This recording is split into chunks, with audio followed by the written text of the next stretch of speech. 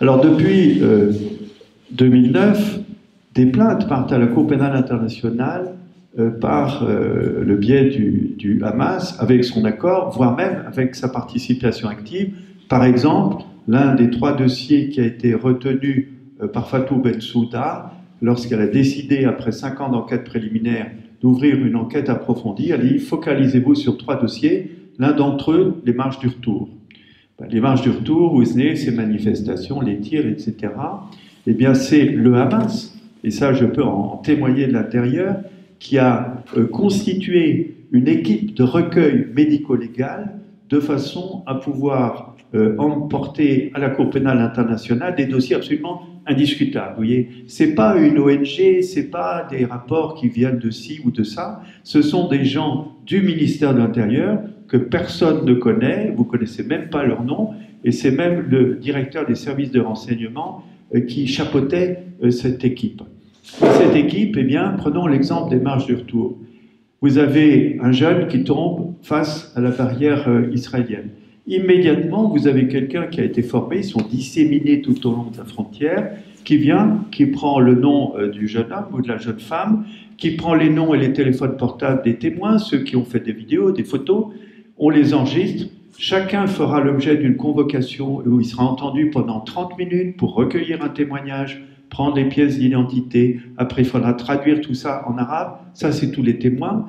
Après, le blessé est transporté à l'hôpital Shifa, par exemple, et là, vous avez aux urgences des équipes d'accueil qui, immédiatement, eh bien, vont poser les mêmes questions. Où étiez-vous, à quelle heure, avec qui étiez-vous? Après, en salle d'opération, même chose, les comptes rendus opératoires, les prélèvements de fragments de shrapnel et autres bombes mis dans des petits pots sous scellés avec une date, etc. À l'amphithéâtre, les rapports d'autopsie, que sais-je, etc. Combien de fois avons-nous vu cette situation? Quelqu'un meurt, quelqu'un tombe, une balle, et immédiatement la propagande israélienne qui dit la balle était palestinienne.